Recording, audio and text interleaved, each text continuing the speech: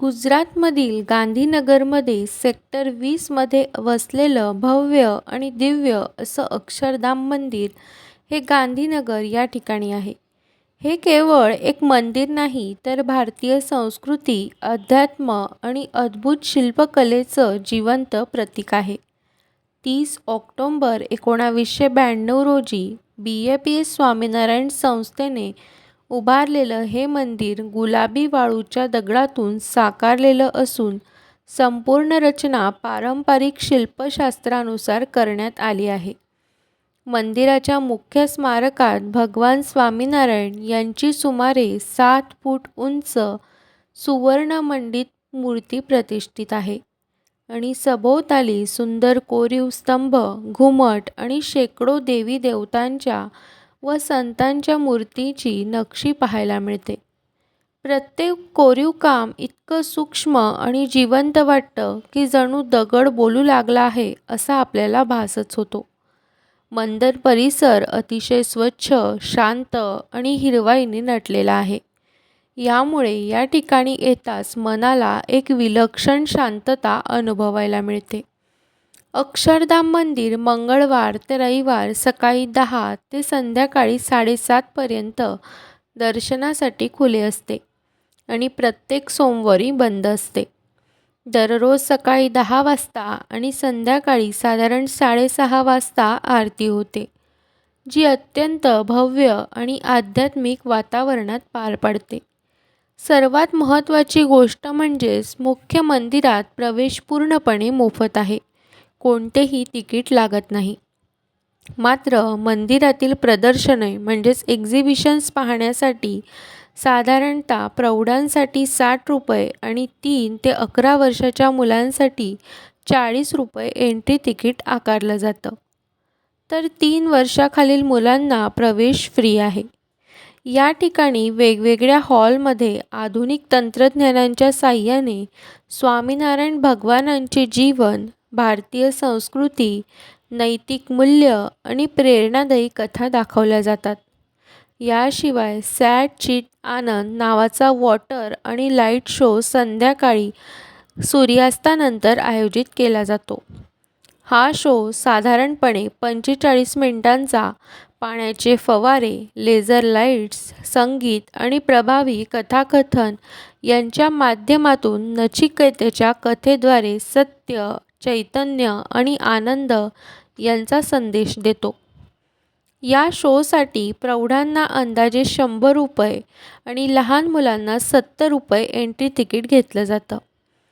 मंदिर परिसरातच नीलकंठ वाटिका नावाची एक सुंदर बाग आहे, जिथं निवांत फेरफटका मारता येतो. त्यासोबतच अभिषेक मंडपमध्ये भक्तांना विशेष पूजा करण्याची संधीसुद्धा मिळते, ज्यासाठी सुमारे ₹50 असं शुल्क घेतलं जातं. या ठिकाणी प्रेमवती फूड कोर्टमध्ये शुद्ध शाकाहारी आणि स्वच्छ भोजनाची सुद्धा उत्तम व्यवस्था आहे. एक महत्त्वाची सूचना म्हणजेच मंदिराच्या आतमध्ये मोबाईल, कॅमेरा आणि इलेक्ट्रॉनिक वस्तूंना परवानगी नसते. त्यामुळे सुरक्षित ठेवण्याची सुविधासुद्धा या ठिकाणी लॉकर उपलब्ध आहेत. ऑक्टोबर ते मार्च हा काळ येथे भेट देण्यासाठी सर्वात उत्तम मानला जातो, कारण या काळामध्ये हवामान म्हणजेच टेम्परेचर अगदी आल्हाददायक असतं. पण वर्षभर या ठिकाणी भक्तांची वर्दळ तर भरपूर प्रमाणात असतेच. जर तुम्ही गुजरातला भेट देत असाल तर अक्षरधाम मंदिर हा तुमच्या प्रवासातील अविस्मरणीय अनुभव ठरू शकतो. येथे फक्त दर्शन नाही तर इतिहास, संस्कृती, कला आणि अध्यात्म यांचा एकत्रित अनुभव मिळतो. दिवसाची सुरुवात शांत दर्शनाने करा आणि प्रदर्शनाने पाहून प्रेरणा घ्या आणि संध्याकाळी भव्य वॉटर शोने दिवसाची सांगता करा. एकदा इथे आलात की हा अनुभव आयुष्यभर अगदी लक्षात राहील.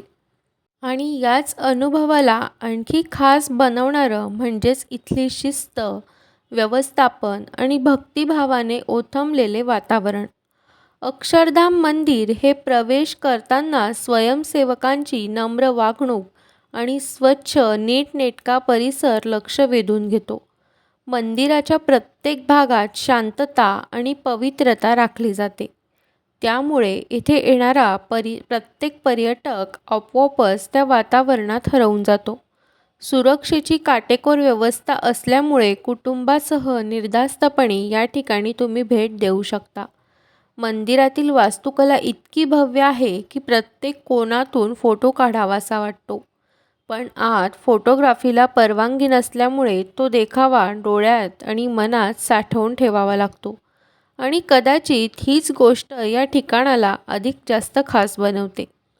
संध्याकाळच्या वेळी मंदिरावर पडणारा सोनेरी सूर्यप्रकाश आणि त्यानंतर लागणारी प्रकाश योजना संपूर्ण परिसराला दिव्य रूप देते. वॉटर शो सुरू होताना वातावरणात निर्माण होणारी उत्सुकता, पाण्याच्या उंच उंच उडणाऱ्या धारा, लेझर लाईट्स आणि प्रभावी निवेदन यामुळे प्रत्यक्ष प्रेक्षक मंत्रमुग्ध होतो. मुलांपासून वृद्धांपर्यंत सर्वांसाठी हा अनुभव प्रेरणादायी ठरतो. इथं येणं म्हणजे केवळ पर्यटन नाही, तर स्वतःला थोडा वेळ देणं, मन शांत करणं आणि भारतीय संस्कृतीची महानता नव्याने अनुभवणं आहे. जर तुम्ही अजूनही अक्षरधाम मंदिर पाहिलं नसेल, तर तुमच्या ट्रॅव्हल लिस्टमध्ये आजच हे ॲड करा. कारण इथं येणं म्हणजे केवळ एक ठिकाण पाहणं नाही, तर आयुष्यभरासाठी आठवणी आणि सकारात्मक ऊर्जा घेऊन जाणं आहे.